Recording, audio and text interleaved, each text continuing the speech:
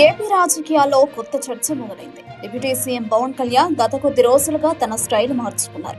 ఇప్పటి వరకు సచివాలయం వరకే పరిమితమైన పవన్ తాజాగా తుఫాన్ ప్రభావిత ప్రాంతాలను సందర్శించి ప్రజలతో మమేకమయ్యారు. రైతులను ఓదార్చి పంట నష్టాన్ని పరిశీలించారు. ఇదే సమయంలో మంత్రి నారా లోకేష్ కూడా సచివాలయంలో ఉండే విపత్తు నిర్వహణలో చురుకుగా వ్యవహరించారు.